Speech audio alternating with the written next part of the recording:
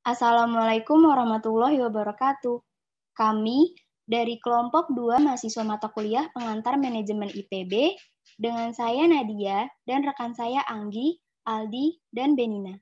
Pada video pembelajaran ini, kita akan belajar mengenai pentingnya tanggung jawab sosial dan etika manajerial bagi perusahaan.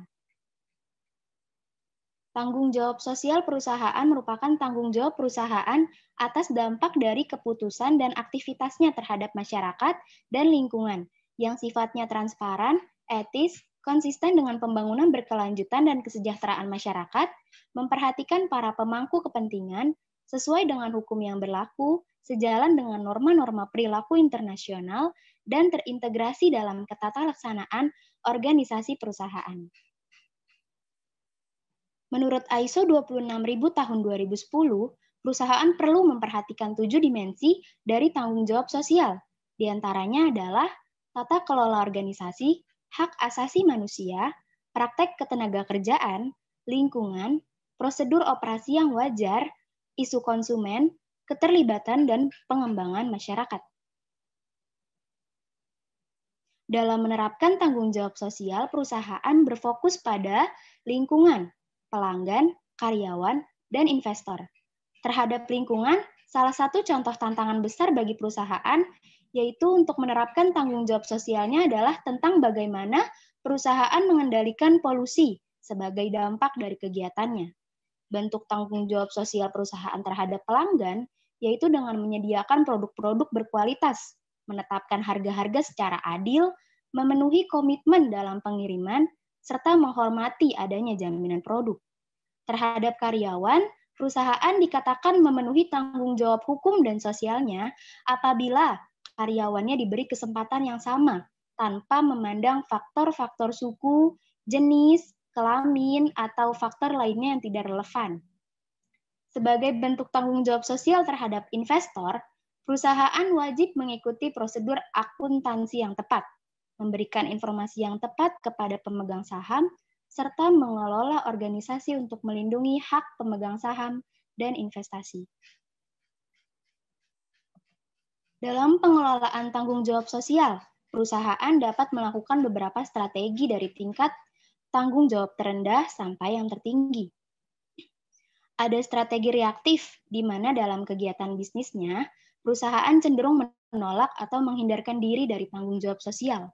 Pada tingkat selanjutnya, ada strategi defensif, yaitu perusahaan menggunakan pendekatan legal atau jalur hukum untuk menghindarkan diri atau menolak tanggung jawab sosial. Selanjutnya ada strategi akomodatif di mana perusahaan melakukan tanggung jawab sosial karena adanya tuntutan dari masyarakat dan lingkungan sekitar. Strategi dengan tingkat tanggung jawab tertinggi adalah strategi proaktif, di mana perusahaan memandang bahwa tanggung jawab sosial merupakan bagian dari tanggung jawab untuk memuaskan stakeholders. Jika stakeholders terpuaskan, maka citra positif terhadap perusahaan akan terbangun. Manfaat tanggung jawab sosial bagi perusahaan yaitu akan terbentuknya citra positif perusahaan di mata masyarakat dan pemerintah. Bagi masyarakat, pelaksanaan tanggung jawab sosial oleh perusahaan berarti telah terakomodasinya kepentingan masyarakat, serta akan terjalin hubungan yang lebih erat dalam situasi win-win solution antara masyarakat dengan perusahaan. Manfaat tanggung jawab sosial oleh perusahaan bagi pemerintah ialah pemerintah jadi memiliki partner dalam menjalankan misi sosial. Tanggung jawab sosial di Indonesia, program yang dilakukan oleh suatu perusahaan dalam kaitannya dengan tanggung jawab sosial di Indonesia dapat digolongkan ke dalam 3 bentuk, yaitu public relations, strategi defensif, kegiatan yang berasal dari visi perusahaan. Program pengembangan masyarakat di Indonesia dibagi menjadi 3 kategori, yaitu community relation, community service, dan community empowering.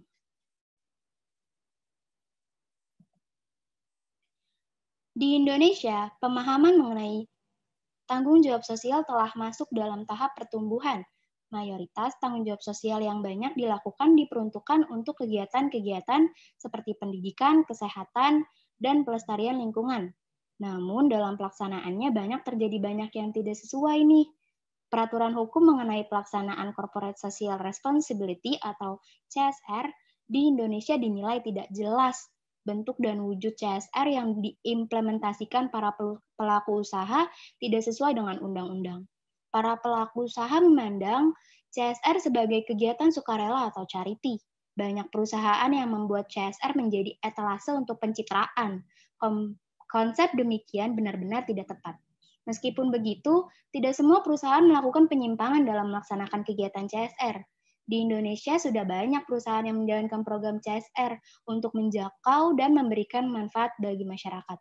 Contohnya, PT Unilever Indonesia dengan program CSR yang bernama Yayasan Unilever Indonesia yang memiliki 3 pilar CSR, yakni pilar peningkatan taraf hidup, pilar lingkungan, pilar kesehatan, kesejahteraan, dan nutrisi. Beberapa perusahaan juga telah menerapkan CSR 2.0, merupakan perusahaan yang bergerak di bidang e-commerce dan perusahaan startup. Salah satunya yaitu program Go Scholar Tech milik Gojek. Perusahaan lainnya seperti Nestle Indonesia dengan program Integrated Rural Development, PT Pertamina, dengan program Sekolah Tapal Batas, dan PT Chevron Pacific Indonesia dengan program Promoting Sustainable Integrated Farming, Small Enterprise Cluster. Studi kasusnya terlihat pada kegiatan bank sampah ini yang merupakan salah satu pelaksanaan program CSR PT Unilever, yakni pilar lingkungan. Digitalisasi bisa dimanfaatkan untuk dua hal utama, yakni campaign dan subscription. Campaigning berkaitan dengan membangkitkan kesadaran warga lewat kampanye isu-isu berkaitan dengan lingkungan, sedangkan subscription berkaitan dengan penggalangan partisipasi aktif publik dalam menangani masalah sampah. Salah satu upaya yang dilakukan Unilever untuk mencapai target tersebut, seperti sudah banyak diketahui, adalah dengan memperkenalkan program bank sampah. PT Unilever meluncurkan beragam program inisiatif oleh brand-brand yang bernaung untuk mewujudkan Indonesia Hijau sebagai bagian kampanye Sustainability Day 2020. Penerapan digitalisasi dilakukan dengan mendekati Google Business agar memasukkan data bank sampah sehingga mudah dijangkau warga. Dengan demikian, bank sampah menjadi lebih visible secara digital. Informasi mengenai bank sampah mereka akan muncul saat pengguna mencari nama bisnis atau nama bidang usaha di search engine dan Google Maps.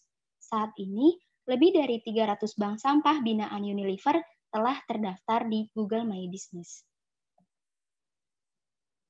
Berikut ini adalah tahapan pendekatan mulai dari rendah menuju tinggi mengenai bagaimana perusahaan menjadi ramah lingkungan. Melalui pendekatan hukum perusahaan, memperlihatkan sedikit kepekaan lingkungan dengan mematuhi segala hukum secara sukarela tanpa pertentangan. Melalui pendekatan pasar, perusahaan menanggapi keinginan konsumen untuk menghasilkan produk yang ramah lingkungan. Melalui pendekatan pemangku kepentingan, perusahaan menanggapi banyak tuntutan yang dibuat oleh para stakeholders. Melalui pendekatan aktivis, perusahaan menggunakan berbagai cara guna menghormati dan melestarikan bumi serta sumber-sumber alamnya. Pada tahap ini, perusahaan juga menjadi aktivis lingkungan. Selanjutnya kita masuk pada pembahasan pentingnya etika manajerial bagi perusahaan. Etika manajerial merupakan standar perilaku yang memandu manajer dalam menjalankan pekerjaan mereka. Dalam pembentukan etika manajerial harus melewati beberapa tahap, yaitu pertama ada tahap perkembangan moral. Tahap ini merupakan ukuran kebebasan individu dari pengaruh luar. Semakin tinggi ukuran kebebasan individu, maka ketergantungan pada pihak luar akan semakin berkurang. Lalu tahap selanjutnya yaitu mengenai faktor apa saja yang memicu perilaku etis dan tidak etis. Faktor pemicu perilaku etis dan tidak etis terbagi menjadi 4, yaitu karakteristik individu. Setiap individu yang memasuki organisasi memiliki nilai keyakinan dasar atas apa yang benar dan salah. Individu dengan ego yang tinggi cenderung melakukan apa yang mereka anggap benar. Yang kedua ada intensitas isu.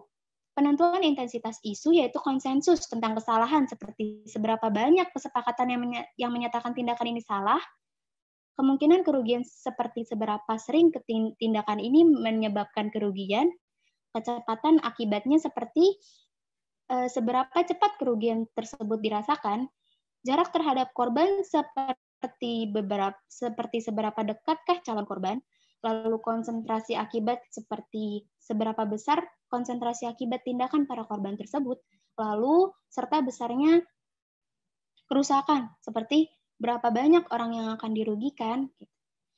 Yang ketiga ada budaya organisasi. Budaya organisasi yang cenderung mendorong standar etika yang tinggi adalah budaya yang mentolerir resiko, tinggi pengendaliannya, dan tinggi toleransi konfliknya. Yang keempat ada variabel struktur, yaitu desain struktur organisasi membentuk perilaku etis pada manajernya. Desain struktural yang baik akan meminimalkan ambiguitas dan ketidakpastian, serta membantu perkembangan perilaku etis. Berikut cara manajer dalam meningkatkan perilaku etis dalam organisasi.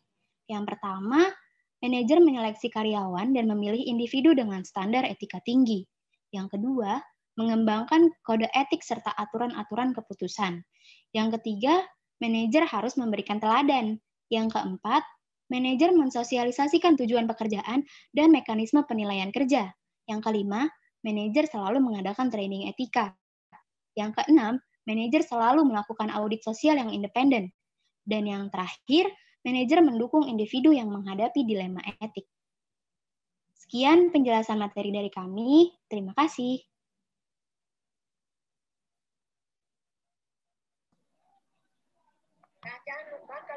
Kuliah. Udah stop recording ya? Udah, tapi udah.